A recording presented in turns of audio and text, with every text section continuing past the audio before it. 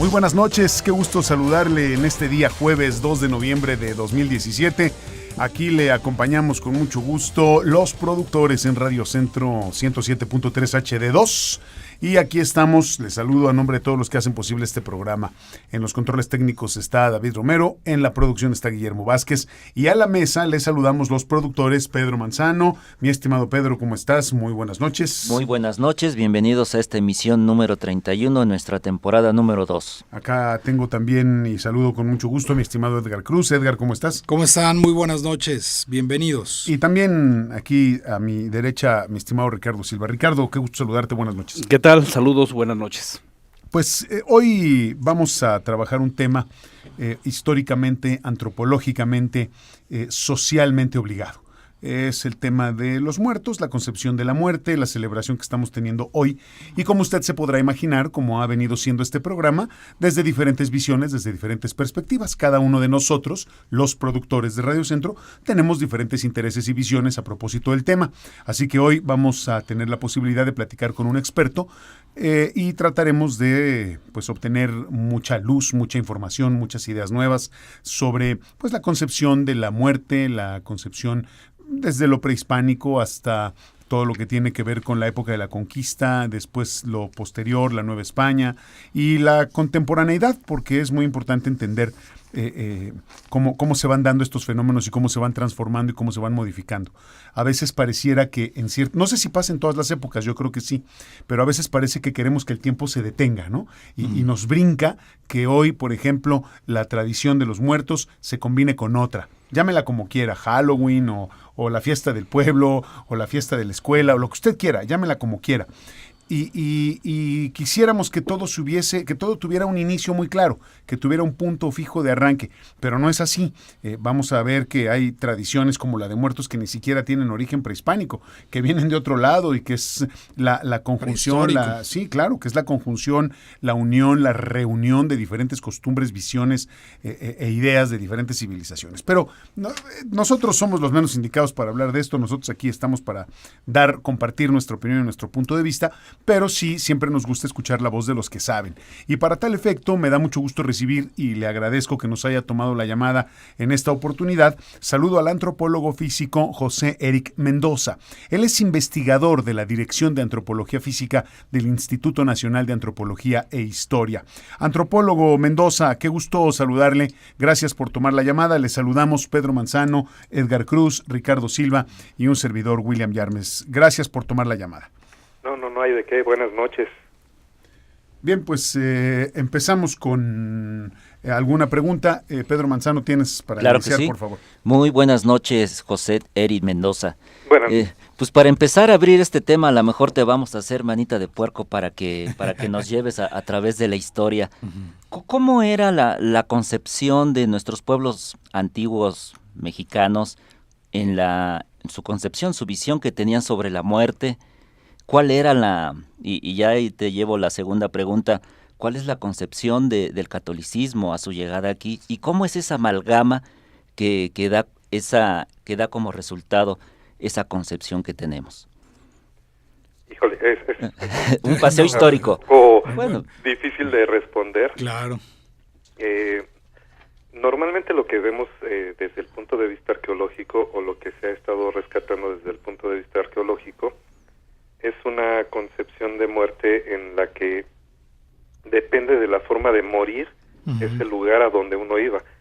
Por lo tanto, no había un miedo tan fuerte hacia la muerte, ¿no? Tampoco era un miedo a cómo se viviera.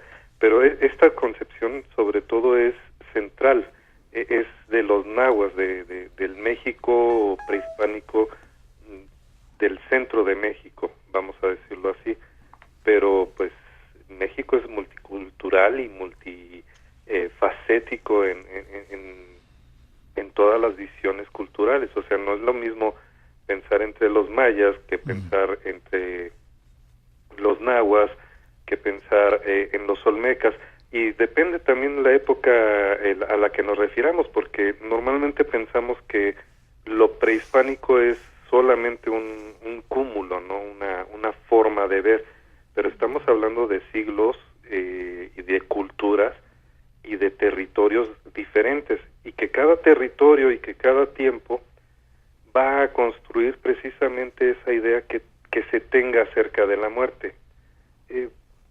Realmente la muerte para todo el ser humano, para esta universalidad, tiene el mismo componente, es un miedo. Todos le tenemos miedo a la muerte, y a la muerte no por sí misma, sino al fin. En el momento en el que el ser humano toma conciencia de finitud, o sea, que se da cuenta, que se está dando cuenta que la vida se termina, que el tiempo se termina, que hay una caducidad en todas las cosas, entonces surge este temor, esta angustia al fin, y esta se va a ver traducida a la visión de la muerte. Entonces, en todas las culturas, gracias a la muerte, precisamente crean las religiones, los orígenes míticos y los lugares a donde se van a ir. Entonces, ¿cuál sería la perspectiva que se tiene como ser humano, ya no nada más como prehispánico, sino como ser humano ante la muerte? Es un miedo muy fuerte, es un miedo de no saber qué es lo que va a pasar después de esta vida, y pues empiezan a crear los sistemas de esperanza. Yo pienso que ese es el punto al que queremos llegar todas las personas, ¿no? Cuando preguntan cuál es la perspectiva o cuál es la visión de muerte. En Octavio Paz señala en El laberinto de la soledad que habla de este miedo de los mexicanos a la muerte, pero también señala que hay una indiferencia a la vida y de que detrás de esta celebración que nos burlamos, jugamos con ella, es como una máscara, ¿no? Pero en el fondo hay este miedo, ¿no? Y hay una indiferencia a la vida. ¿Qué nos puedes decir al respecto? Ajá, precisamente, como que haciendo un poquito de eco hacia atrás con los prehispánicos, muchas veces vemos que hay imágenes como por ejemplo es el Zompantli. Todo el mundo pensaría, no, es que adoraban a la muerte. No adoraban a la muerte. Correcto. Realmente no hay un dios de la muerte. Hay un Mictlantecutli que es el señor del Mictlán, el señor es que tampoco podemos hablar exactamente de un inframundo. Eso te iba a decir, de un inframundo, sí. Ajá, porque el Mictlán pues realmente no se conoce gran cosa. Como el mundo de los muertos nada más, ¿no? Pues más bien le llaman el lugar que no tiene chimenea. Tenemos muchos vicios como mexicanos, y es más, los hemos acrecentado los mismos investigadores a estos vicios de educación y de no saber de nuestras culturas, porque han sido muchos años de venir repitiendo lo mismo, y pues bueno, a final de cuentas muchos códices, muchos libros que se hicieron, los hicieron los españoles en el momento del contacto de la conquista. Muchas cosas se perdieron en el contacto. En el momento de que llegaron los españoles y conquistaron a los nahuas en el centro de México, hicieron que se perdieran muchas cosas de la cultura. Entonces, lo que vamos a escuchar mucho es la versión de los españoles, no la versión indígena. Y si nos vamos más hacia atrás, los mayas igual se perdió mucha información acerca de sus costumbres, de sus tradiciones, de su cultura y de esa visión de la muerte que ellos tenían. Entonces, bueno, volviendo y retomando otra vez lo del camino y lo de paz, Dios de la muerte. Entonces, no existe un Dios de la muerte por sí mismo, sino que todos los dioses tienen que ver algo con la muerte, y sobre todo porque ellos son los dadores de vida y los que eligen en un momento a las personas para llevárselos a disfrutar en sus lugares, en sus espacios propios después de la muerte, de las maravillas que ellos contemplan. Por ejemplo, tenemos a Tlaloc y el Tlalocan, que es un lugar, dirían los católicos, que es el paraíso, porque es un campo verde, no hay dolor, no se sufre, siempre hay alimentos, ese es el Tlalocan en un momento, y la gente que va al Tlalocan es porque murió por efectos del agua. Aquí siempre hay una duda porque puede ser que se ahogó porque le cayó un rayo o por enfermedades relacionadas al agua, pero para entender esas enfermedades relacionadas al agua tenemos que traducir lo que los nahuas entendían como una enfermedad dada por el agua, no por una cuestión que nosotros pensemos desde el siglo XXI que sería una enfermedad del agua. Bueno, y ahora retomando con este concepto. El laberinto de la soledad, y esta perspectiva que estábamos diciendo del miedo. Es la máscara ante la muerte del mexicano, y mencionaba lo del Zompantli, ¿no? No adoraban a la muerte. Más bien, lo que nos quiere decir el Zompantli es un cuídate. O sea, normalmente las representaciones que vemos del Zompantli es ya de los cráneos, pero pues obviamente ese cráneo tenía en un momento carne y cabello. Entonces, cuando hicieron los grandes Zompantlis en México Tenochtitlan, había cráneos recién decapitados, había cráneos que ya estaban obviamente descarnados, y pues eso estaba en ciertos lugares estratégicos de la ciudad para que cuando llegara algún visitante lo viera.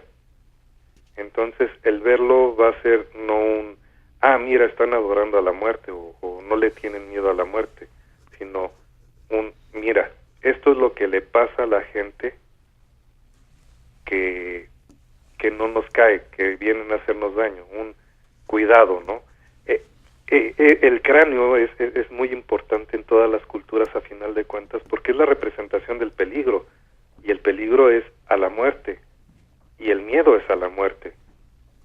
Entonces, el Zompantli lo que nos representa no es un, mira, aman a la muerte, aman a los cráneos, sino un cuidado, peligro. Estás en peligro de muerte si nos haces algo. Entonces, esta idea de que los mexicanos prehispánicos, ya fueran mayas, ya fueran nahuas, ya fueran de cualquier otra cultura prehispánica, indígena, vieran el cráneo, no es un síntoma de decir adoran o desean o aman, sino más bien un, mira, están representando exactamente lo mismo que hemos venido representando todas las culturas a lo largo de los siglos, un cuidado, peligro de muerte. Más bien, la idea de que el mexicano no le tiene miedo a la muerte se va gestando después de la Revolución. Claro, sí, como una forma de nacionalismo, sí. Ajá, exactamente. Sí. O sea, cuando empieza a surgir este México posrevolucionario, correcto, no había realmente un gobierno que fuera capaz de concebir una identidad del mexicano. Es más, la identidad del mexicano se sigue construyendo día correcto, con día. sí. Este es un proyecto que... Posada ahí tiene mucha importancia. Ajá. Sí, José y Guadalupe la muerte Posada, sí. fue un factor decisivo, Sí, para esta idea de identidad. sí. Precisamente, José, ahí quiero apuntar, desde luego, que en todas las culturas existe un concepto sobre la muerte, y hasta visto de manera religioso, en todas las culturas desde la prehistoria. En Mesoamérica, como tú lo relatas, hay pues una interpretación, una forma de entender la muerte hasta religiosamente. ¿Qué tanto queda en nuestra cultura actual influencia de aquel mundo mesoamericano? Pues seguimos siendo una amalgama. Los mexicanos somos una amalgama, somos mestizos. Sí. A final de cuentas, si nuestra cultura es mestiza, a pesar de que la identidad o este proyecto de identidad siempre haya querido apuntalar a el aborigen prehispánico, ¿no? El decir nilo tempore prehispánico y todo es milenario. Por mi raza hablará el espíritu. Exactamente. Sí, es esta idea, este proyecto de nación que se hizo y que lo vemos consumado hasta en el mismo Museo Nacional de Antropología. Correcto. En donde la sala mayor que está al centro y donde toda la idea es alrededor del Onagua, ¿no? Sí. Ni siquiera es vamos a ser prehispánicos mayas, ni prehispánicos olmecas o toltecas, sino somos prehispánicos aztecas, ni siquiera mexicas. Centralizado, sí. Ajá, y sobre todo, bueno, hay que recordar que en el centro de México no nada más era los mexicas, también estuvieron los tepanecas, que eran los de Azcapotzalco, y los chichimecas, tlaxcaltecas, ¿no? Ajá, sí, la famosa Triple Alianza, ¿no? Sí. Texcoco, Azcapotzalco, Tenochtitlan, y que ellos eran los que realmente era la cultura, no nada más los mexicas. Pero nosotros en esa construcción de identidad nacional hemos querido o nos han querido introyectar de que lo azteca es lo central, ¿no? Pero a final de cuentas somos una amalgama de todos los pueblos y todas las culturas prehispánicas, mayas, toltecas, olmecas, tepanecas, texcocanos, del norte, chichimecas, del sur, del este, del oeste, de sí, todas partes. Todo Mesoamérica, sí. Ajá, se fue formando y se fue amalgamando. Llegan los españoles y se hizo también una amalgama, porque también hay que entender que los españoles vienen siendo una amalgama, porque no nada más son hispanos, ¿no? También ya traían cultura árabe, tenían cultura judía, celta, tenían cultura celta, y eso hizo una amalgama también de los españoles, algo muy muy particular que es el español de esa época.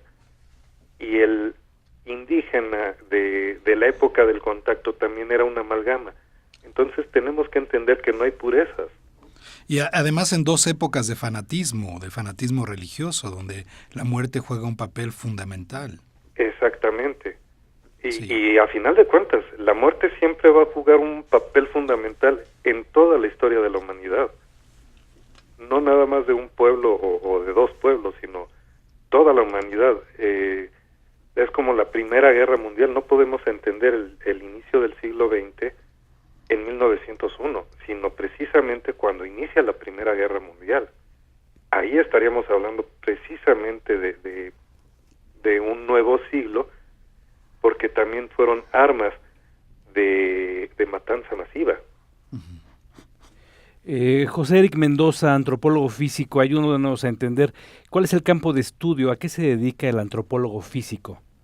El antropólogo físico estudia al ser humano tanto biológica como cultural y socialmente a través del tiempo, tanto su evolución social como su evolución biológica.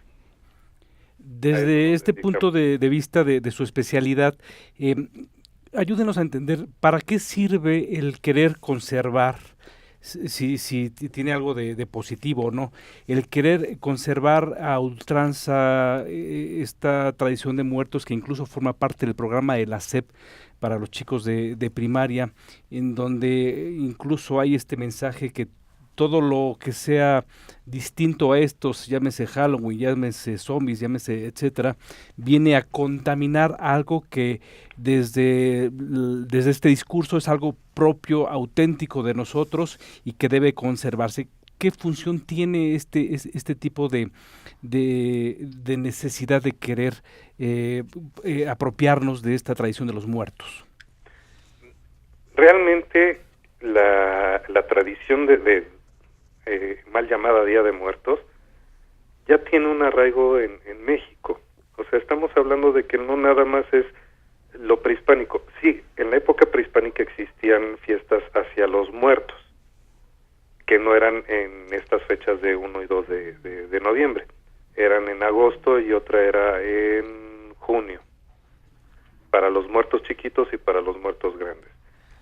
Los españoles ya venían también con la tradición del 1 y 2, Todos Santos y Fieles Difuntos. Entonces se amalgama y se hace toda esta idea a partir del virreinato, ¿no? pero esta idea de la festividad hacia los muertos, que precisamente hasta la misma UNESCO lo ha declarado como patrimonio universal de la humanidad, sí. Patrimonio, intangible de la humanidad en el 2002, y lo puso así, la tradición indígena de la festividad hacia los muertos. O sea, en las ciudades se perdió en un momento dado, con el paso del tiempo, pero en las zonas indígenas, en los poblados, se seguía manteniendo. Pero debemos de entender que esta es una festividad religiosa y agrícola. Agrícola religiosa, correcto. Ajá. Religiosa porque todo el contenido que tiene de lo sacro, que es no nada más vamos a hacer una fiesta por sí misma. No, hay que entender que si uno lo cree, los muertos, los familiares, los ancestros, vienen a visitarnos. Ese concepto antropólogo ya estaba desde la prehistoria, han hecho estudios y parece que en la prehistoria ya se tenía ese concepto de que en algún momento el mundo era atravesado por un eje imaginario que le llamaron praxis mundis. Y ahí se juntaban el mundo de los muertos con el mundo de los vivos. Y entonces en una fecha especial podrían convivir muertos y vivos y aunque no se vieran, estaban en planos diferentes, pero estaban conviviendo, digamos, y surgieron todos los rituales de muerte y regeneración. Así es. Sí, por ejemplo, cuando hablan mucho del Halloween, que es malo, es malo. No, o sea, el Halloween, que realmente significa All Hallows Eve, o sea, la víspera de Todos Santos, en su versión original, digámoslo celta, así, en cómo se fue creando ese rito y ese mito era en tanto que era el año nuevo, fin de año viejo y fin de año nuevo, y comienzo, de año nuevo para los celtas, se abría un portal en el cual tanto vivos como muertos podían convivir. Entonces es exactamente la misma tradición, y lo mismo nos pasa como actuales mexicanos. En estas fechas se supondría que se abre un portal en donde se puede convivir vivos y muertos. Correcto. O sea, es la reunión familiar en donde no hay tiempo ni espacio.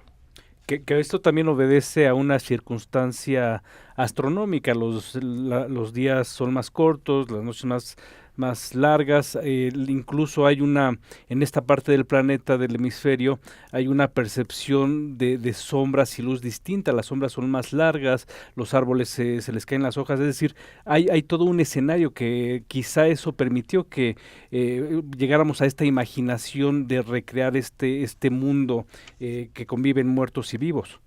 Así es, y precisamente ahí cae lo agrícola también, claro. En tanto que en nuestro hemisferio norte nos permite en estas épocas, porque acaba de pasar las lluvias más fuertes, entonces las cosechas son mayores.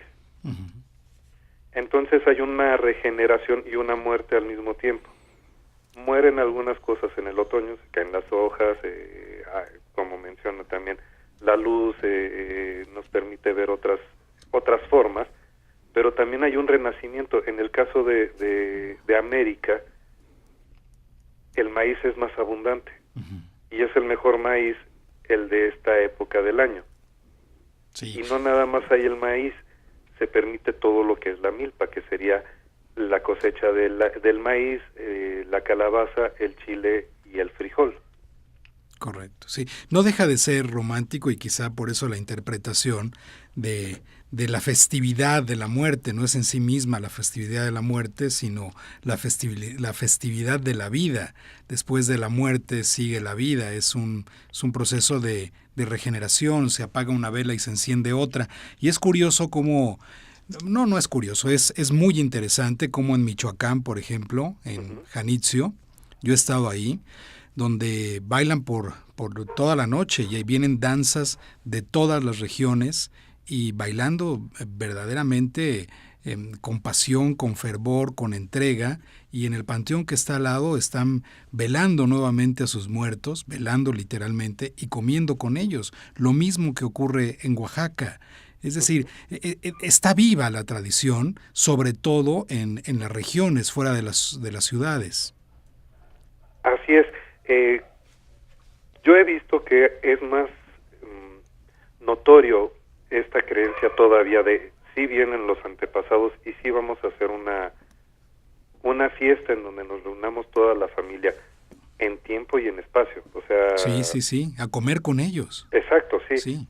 Yo en algunos momentos digo que esa es la verdadera Navidad. Correcto. O sea, la verdadera Navidad Coca-Cola, ya digo. Ahí me lo van a cobrar. Ahí luego le pasamos la factura. Sí. Esa Navidad que nos presentan en la televisión de toda la familia reunida, ¿no? Sí. Eso es precisamente lo que se ve en estas fechas, en los lugares en donde todavía la creencia es fuerte, o sea, donde lo religioso, lo sacro todavía es importante. Se reúnen toda la familia, pero toda, o sea, van al cementerio y es invitar y convidar a los muertos, a los ancestros, a formar parte del festín de los vivos. Entonces ya no hay tiempo ni espacio. El cementerio ya no es un lugar lúgubre, ni siquiera es un lugar tan sacro, se vuelve profano, ¿no? Claro. Se vuelve una parte extensa de la familia y una extensión de la casa. Sí. Por eso arreglar las tumbas y arreglar el lugar, ¿no? Porque vienen los invitados y vienen cansados, ¿no? De tan lejos que vienen, y hay que felicitarlos y hay que estar con ellos. Y es alegría. Sí. Mientras que cuando es un funeral, el cementerio se convierte en un lugar funesto. Correcto. En un lugar lúgubre. Eric, Sí. Eric, en este contexto, cuando tienes contacto o comunicación, sobre todo con extranjeros, con europeos... Pensé que ibas a decir con muertos. Más allá. No, ¿qué dice? No. No, sobre todo cuando tienes contacto con otras culturas, ¿no? Sobre todo un poquito ajenas a nuestra idiosincrasia. ¿Cómo les explicas esta festividad muy particular que tenemos en México de celebrar a los muertos y de esa concepción que tenemos también sobre la muerte? ¿Hay curiosidad? ¿Qué te dicen?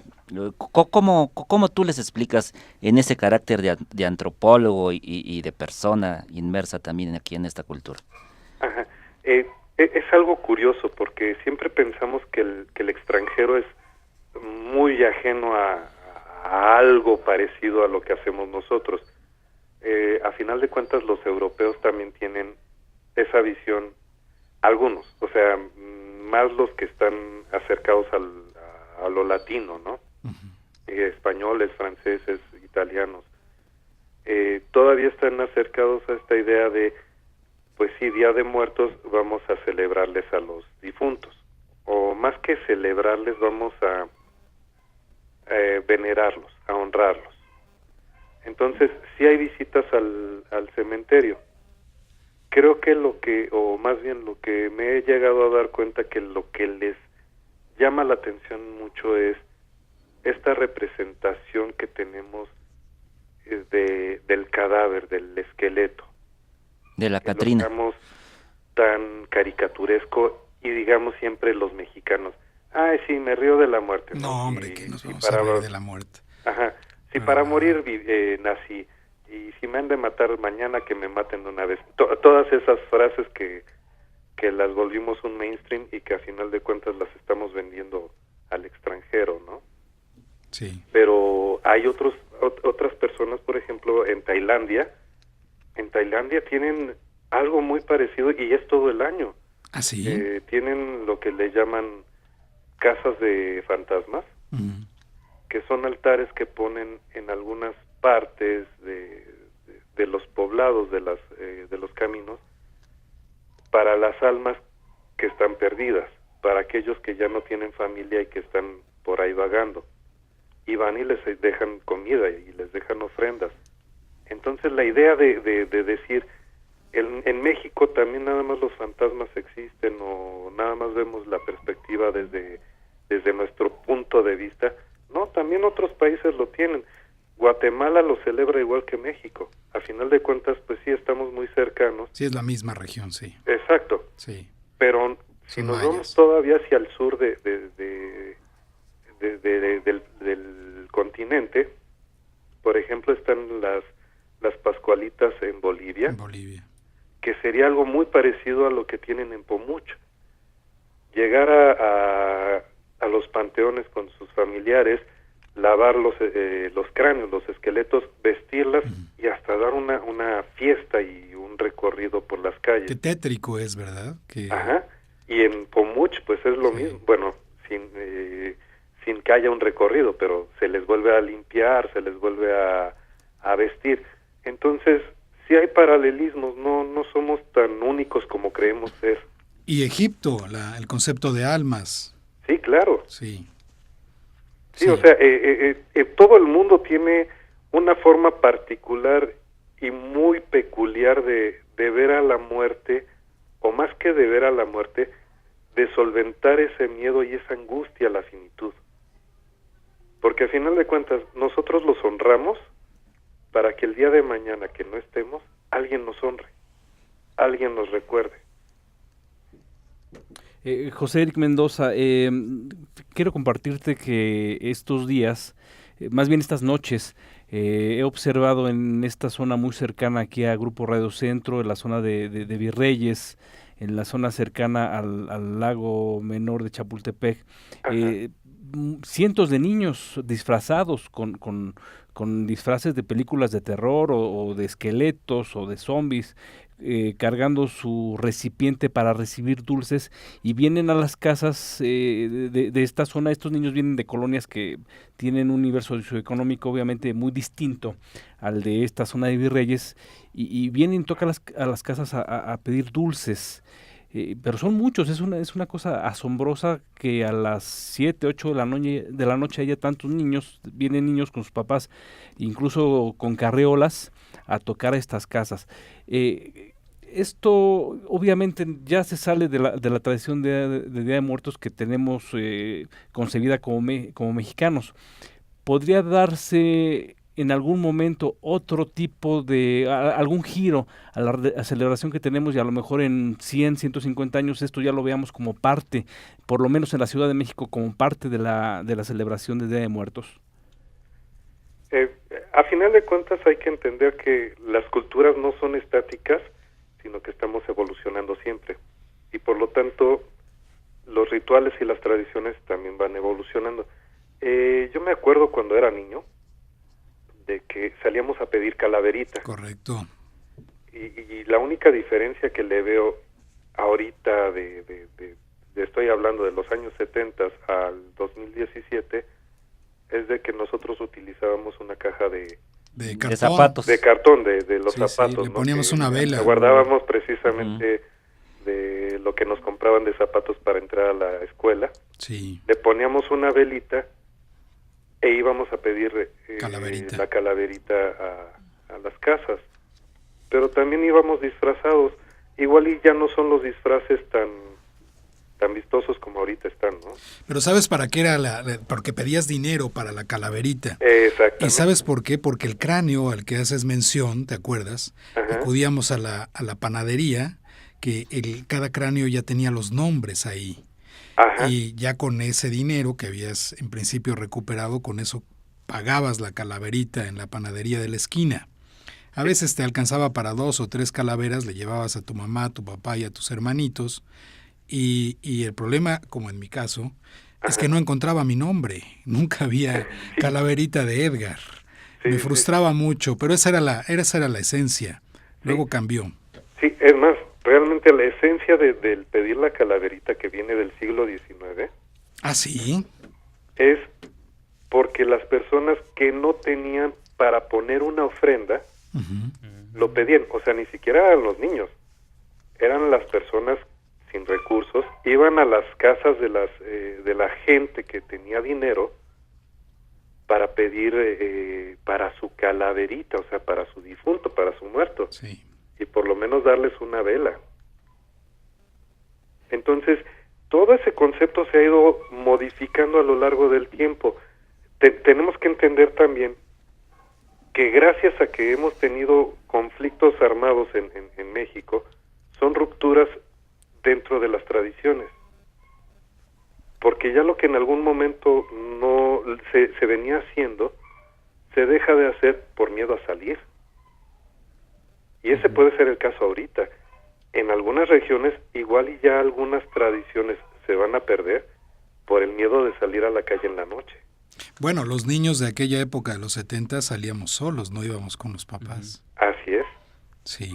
Sí, no, ahora los ves, pero con un estricto cuidado. Van escoltados, van los escoltados. papás Sí. y van las familias completas. Sí. No ves nada Sí, más sí. a los niños. Es más, había escuchado de que en algunos lugares estaban haciendo algo con la policía también. La policía les estaba dando... Vaya, Los- les daba protección y cuidado. Ajá, sí. Pues Sí. no me acuerdo en dónde lo escuché. Sí, pero muy interesante lo que has dicho, que en realidad ese mito hay que derrumbarlo. No nos reímos de la muerte de ninguna manera, y nuestra cultura no se ha reído de la muerte, más bien ha entrado en esa especie de festividad para con sus muertos, ¿no? Así es. Sí. Sí, A mí, sí, perdón, adelante, Vic. sí, es que precisamente en ese punto no hay que entender que no es la fiesta de la muerte, como Así lo están es. viendo en otros países y que hasta la traducción en inglés es así, ¿no? Día de la muerte, no Día de los Muertos. José Eric Mendoza, en ese sentido, a mí me da la impresión de que esa risa que se genera frente a la muerte es más una risa de miedo y una risa de nervios, en donde no sabemos qué hacer frente a este tema, porque es tan incierto y tan difícil de entender que nos provoca todo este tipo de incomodidades. Entonces lo que hacemos es que mejor nos reímos. Y no es una cuestión agradable, es una cuestión de miedo. Es la impresión que a mí me da, es una lectura. ¿Qué piensas, José Eric Mendoza, y hay que hablarlo, hay que decirlo, de las manifestaciones comerciales que vemos ahora y que se han visto desde hace muchos años, porque no estoy hablando nada más de una reciente película que está en el cine? Sergei Eisenstein también lo quiso hacer, aunque parece que no lo logró también en una película, y de ahí en adelante hay ideas donde se trata de reflejar y de representar este tema que ha maravillado a mucha gente. No sé por qué precisamente en México, quizá por nuestra cercanía con los Estados Unidos, que es una cultura muy comercial, o una sociedad que a veces está buscando dónde abrevar para construir sus historias. Pero ¿qué piensas de eso? ¿Crees que ayuda o no? Ha habido manifestaciones de diferentes académicos a diferentes niveles, en donde pues unos están muy a favor porque dicen que es una forma de más o menos sostener ahí una tradición, o cuando menos mantenerla para que la gente la conozca, que ya es algo, exponerla, y otros que dicen que no, que es una cosa tremenda porque están desvirtuando los conceptos originales, como si hubiera un concepto original definido puro, ¿verdad? Pero ¿cuál es tu perspectiva, José Eric Mendoza? Por un lado, yo veo que está bien. Igual y muchos me van a atacar por decir que está bien. Por otro lado, pienso que está mal. ¿Por qué está bien? ¿Por qué está mal? Ajá. Es que precisamente tenemos que verlo a diferentes niveles. No Ajá. podemos ser tan papistas o más papistas que el Papa y decir, es que está mal o está bien. Es como este nuevo recorrido que se está haciendo, la caminata de las Catrinas, el desfile que salió hubo el sábado. del 007. Sí. En un momento dado podemos decir está mal, porque no es la tradición. Pero ¿quién dice que no es la tradición? A final de cuentas, en el siglo XIX lo que se hacía era el recorrido de Todos Santos, en donde la gente iba vestida engalanada Sí. a los puestos de la Alameda. Sí. Y no había nada de festividades, de vamos a sacar altares y megaltares. No, eso fue en el siglo XIX. Puede retomarse como si hubiera sido el recorrido de Todos Santos en esas épocas. Podría ser ya mezclado, urbanizado, modernizado y actualizado, ¿no? Descremado y deslactosado. Y sin aditamentos. Podríamos pensarlo así. Es lo mismo que pasa con estas películas. Bueno, ya salió El libro de la vida, Sí. ya salió esta de Coco, Ujú. pero también nosotros como mexicanos hemos tenido la culpa, porque antes de que salieran estas películas dijimos que nuestra tradición era esa, Ujú. y la mostramos en Calacán, por ejemplo, Claro. Ujú. y la mostramos o permitimos que se mostrara en los años 30 con ¿La de Viva Macario? México. No, Viva México, de De Einstein, de Sergei Einstein, sí. Ajá. La película de Macario. O sea, hemos permitido y hemos promovido nosotros como mexicanos esa perspectiva y esa visión tanto de la muerte como de Día de Muertos. Lo hemos permitido en el momento en que dejamos y abrimos al turismo los cementerios, que eran el espacio sagrado y era un ritual doméstico para que vinieran fotógrafos de otros países a sacar fotos en Janitzio. Ujú. O cerca en Mixquic. O en Mixquic, Sí. que ahorita Ya es un pueblo turístico, sí. diciendo, ¿saben qué? Ya no Sí. lo vamos a permitir. Sí, ya le están dando la vuelta porque ya van a prohibir el alcohol y ya van a prohibir los puestos y ese tipo de cosas. Así ¿no? es. Sí. Sí, Entonces, sí, sí, sí. bueno, estamos viendo que nosotros mismos promovimos todo esto. Bueno, déjame decirte algo, a ver si estás de acuerdo. Ajá. Tanto nosotros mismos como sociedad, no, más bien pienso que fue parte de un proyecto nacionalista urgente de aquellos años, donde se instala perfectamente Diego Rivera, Frida Kahlo, en fin, y otros tantos intelectuales que fueron construyendo un nacionalismo urgente y que la sociedad contemporánea, digamos contemporánea de las postrimerías de la revolución, lo fue tomando, lo fue haciendo, se llevó a nivel de la educación popular y la educación formal, y ahí nos quedamos, interpretando, haciendo una reinterpretación de lo que estaba ahí. No Sí, pienso que fue tan solo así la sociedad empujando, me parece más bien que fue esa polémica que hay sobre la cultura y el arte nacionalista. Sí, y un proyecto inacabado.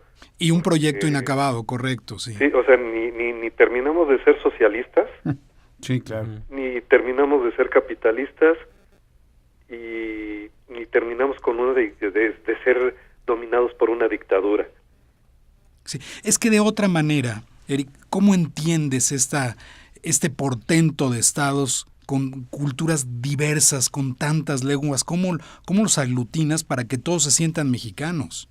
Es muy, muy difícil. De otra manera, José Vasconcelos intervino en eso. Era urgente que después de la independencia y de la revolución se formara esta identidad nacional.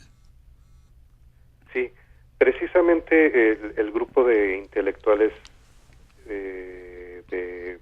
no Vasconcelos, de Molina Enríquez, Sí. ahorita se me fueron el nombre de los otros dos, que estaban más a favor del mestizaje. Sí, de la mestizofilia, del proyecto de mestizofilia. Hablaban Sí. del mestizaje Sí. fisiológico o biológico, sino del mestizaje cultural. También. Ese proyecto de nación que ellos traían antes de la revolución, creo que hubiera sido un punto bastante importante para poder hacer una identidad de mexicano. Porque ahorita lo que hacemos es, nos identificamos como mexicanos, pero desde el centro a la periferia. Sí. Y al ser así, lo que pasa es de que la periferia dice, yo no me identifico contigo. Pero además ese proyecto de mestizaje parece que olvidó a los indígenas, a aquellos que no se sentían mestizos, que se sentían más arraigados, que se sentían más puros de sangre, y entonces hubo una discriminación hacia ellos porque no tenían esta cualidad de mestizos. Sí fue ahí un problema, y más que estábamos hablando de que estaba en crecimiento las ideas racistas en Europa. Uh-huh. Entonces precisamente por eso pararon ese proyecto, porque sí decían, no, pero es que cómo vamos a ser mestizos, tenemos que ser puros, y fue todo una discusión bastante álgida en esas épocas. Pero bueno, a final de cuentas lo que podemos entender es de que si somos diversos en México, que hay una multiculturalidad o pluriculturalidad, debemos de aceptar esa pluriculturalidad y debemos de aceptarnos como una identidad pluricultural.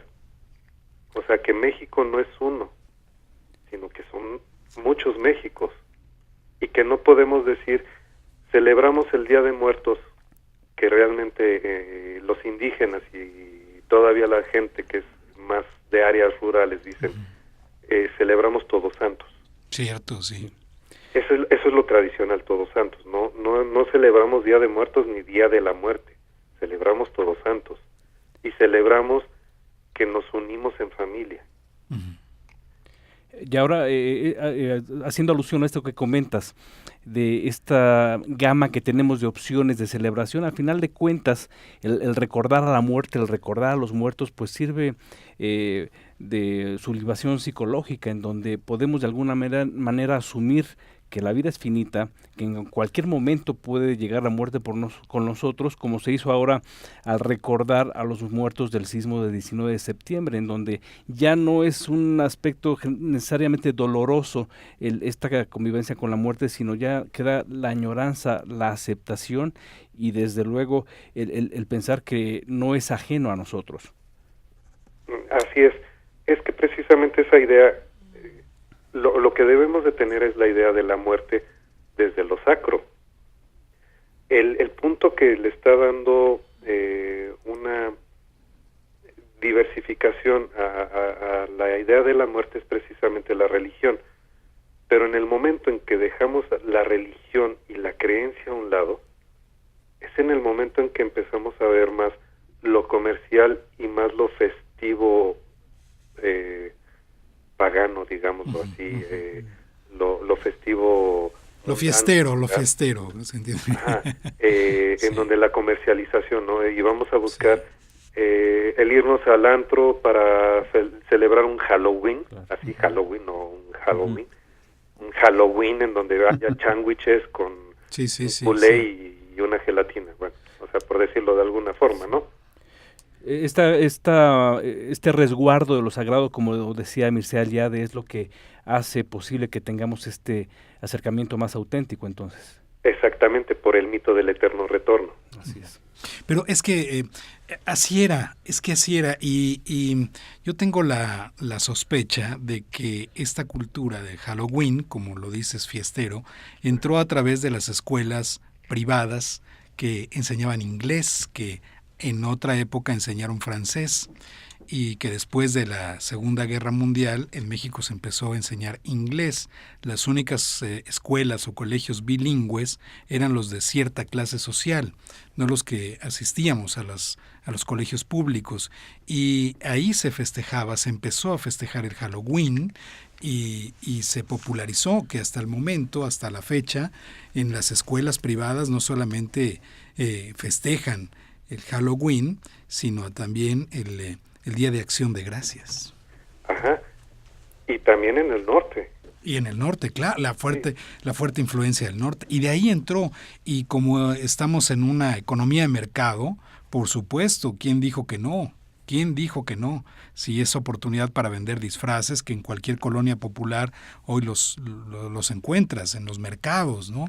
Ahí están colgados con máscaras terroríficas, pero presiento que entró por ese ángulo y que ya se posicionó, ahí está, y que los niños se divierten mucho sin entender este concepto religioso. Pero el esquema del disfraz no está mal, si lo entiendes como justamente la idea de distraer para engañar a la muerte y que no pase por ti. Sí, tiene un poco esa historia, ¿no? Tiene otro juego. Sí. Quizá no abunda la tradición mexicana, si es que existe algo como lo acabamos de platicar, y como lo hemos venido diciendo, porque no existe una tradición mexicana pura, pero también tiene un significado y puede funcionar en cierto sentido. No, estoy de acuerdo, como dice Eric, por un lado me gusta y por el otro lado me disgusta. Claro. O como decía aquel personaje de televisión, como digo una cosa, digo otra, ¿no? Claro, entiendo esa situación, yo nada más con mis sospechas de que entró por una división de clase social. Y el cine, ¿no? El cine hollywoodense también ha aportado, ¿no? Eric. Sí. Es que sí, es importante el ver también cómo se ha mezclado, cómo lo ha incorporado también ciertas culturas o ciertas comunidades a su tradición. Por ejemplo, entre los mazatecos en Oaxaca, tuve la oportunidad de estar en un poblado ahí en la Mazateca y hacer ahí mi tesis. La gente tradicionalmente utilizaba disfraces de manta y máscaras de jonote, Claro. de una madera. Sí. Pero las máscaras de jonote se volvieron muy caras. O sea, Cierto, era sí, tienes muy razón. difícil que la gente la pudiera Sí. comprar. Porque, pues, a final de cuentas es una artesanía. Sí, son piezas que inclusive se coleccionan, extranjeros coleccionan esas piezas. Así Sí. es. Sí. Entonces lo que empezaron a incorporar fue la máscara de látex. Sí. Fue el disfraz ya no de tela, de manta, sino ya un disfraz un poco más elaborado, porque también los que estaban trabajando en Estados Unidos tenían la oportunidad de traérselo de allá. Correcto. José Eric Mendoza, ¿tú tienes alguna línea específica de investigación a propósito de la muerte? ¿O a qué te dedicas tú? ¿Cuál es tu área específica de interés? Yo me dedico, mi proyecto es acerca de antropología de la muerte, así se llama la línea. Qué Ajá, interesante, ajá. En sí. este momento estamos revisando en este proyecto la visión de muerte en México, desde lo prehispánico hasta estos momentos. Ahorita estamos todavía en la revisión de los prehispánicos, es mucho, Ajá, claro. es muchas culturas Ujú. para entender bien esta visión. Y sobre todo el comportamiento ante la muerte, tanto de la universalidad como del mexicano. Esa es mi línea de De estudio. investigación. ¿Qué nos podrías compartir como una idea innovadora que no sepamos, que venga, que se sume, que adicione, digamos, a lo que ya sabemos y que nos ayude a comprender un poco mejor es esto que estás tú presentando ahora? Pues bueno, a final de cuentas todas estas celebraciones de la muerte es una forma de festividad, pero de luto. Ujú. O sea, son las festividades o los rituales de recordatorio que todas las culturas tienen que hacer. ¿Para qué? Para solventar el luto. Ujú. Ahorita estamos muy metidos con esta idea del duelo, ¿no? Fue un boom muy fuerte de la tanatología y se habla mucho del duelo. El duelo por la pérdida hasta de las llaves, ¿no? Sí. Entonces, nos hemos olvidado de estos rituales que se venían dando precisamente desde la parte religiosa, desde lo sacro en las culturas, para poder curar el duelo, que es el luto.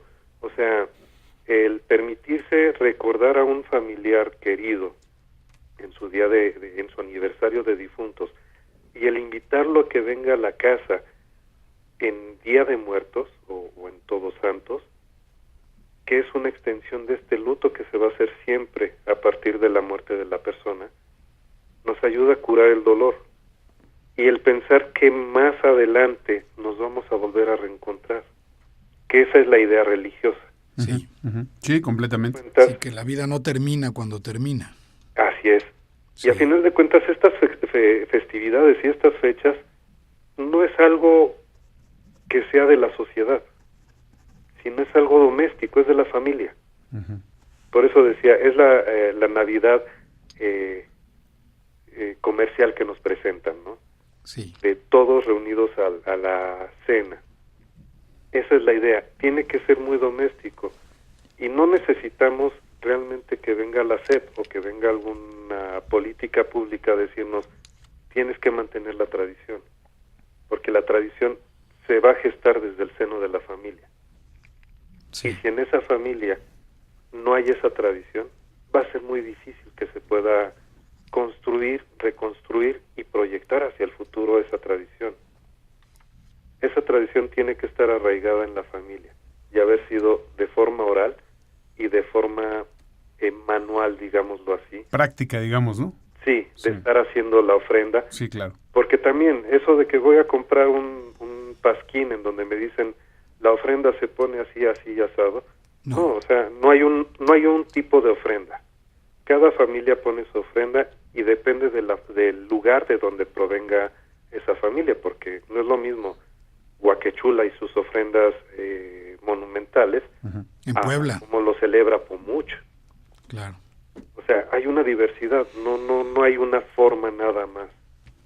Pero eso es tradición, y es tradición doméstica, tradición familiar. Ha sido un privilegio hablar con José, ¿eh? Sí, sin duda, claro que sí. José Eric Mendoza, investigador de la Dirección de Antropología Física del Instituto Nacional de Antropología e Historia. Muchas gracias por haber tomado la llamada, por la generosidad de compartir tus conocimientos con nuestros amigos del auditorio, y espero que podamos conversar después, más adelante, sobre descubrimientos recientes, ideas nuevas y todo lo que ustedes van encontrando, no solamente en la muerte, sino todo lo que hay alrededor de la antropología para tratar de comprendernos mejor como pueblo y aportar un poco a la construcción de esta identidad de la que has hablado a lo largo del programa. José Eric Mendoza, muchas gracias nuevamente. No, gracias a ustedes por la invitación. Muchas gracias. Hasta luego. Buenas noches. Sus órdenes. Pues hay ahí está la que propuesta, felicitar ¿no? a Guillermo Sí, porque sí, en sí, realidad sí. encontró a la persona adecuada, al investigador. Fíjate nada más cuál es su punto de trabajo, ¿no? Sí, Ese trabajo de sí. investigación de Guillermo es extraordinario, ¿eh? Sí, muy bien. Pues nos vamos. Ahí está más información para usted, para que tenga diferentes perspectivas, para que vaya pues analizando y normando su propio criterio. Gracias por habernos permitido acompañarle en una emisión más de Los Productores. Gracias, Pedro Manzano. Gracias. Edgar Cruz. Como dice Sabines, ¿no? Sí. Cuando te mueres, te mueres. Y recordarles que visiten nuestro sitio en Face para que nos eso, comenten, Facebook, sí. nos comenten, Los nos productores. critiquen, nos propongan temas, hagan comentarios. Es Los Productores de Grupo Radio Centro. Así se llama, facebook.com/Los Productores de Radio Centro. Radio Centro. Muy bien. Facebook.com/Los Productores de Radio Centro. Visítenos y nos va a dar mucho gusto. Gracias, Ricardo Silva. Gracias. Recuerde que hay que contar historias, hay que reunirse con la familia, como dijo el antropólogo. Hay que recuperar lo que hemos perdido, pero en casa. Honrar a los muertos. Gracias a David Romero, que estuvo en los controles. Gracias a Marisol Ruiz, que estuvo aquí. Guillermo Vázquez también, desde luego. Y un servidor, William Yarmes. Le deseamos una estupenda noche. Pásela bien, quédese aquí en Radio Centro. Escucha a Los Productores de lunes a domingo por Radio Centro HD2 107.3 a través de la página radiocentro1030.mx o en la app de Grupo Radio Centro. En Los Productores no le decimos qué pensar, le proponemos en qué pensar.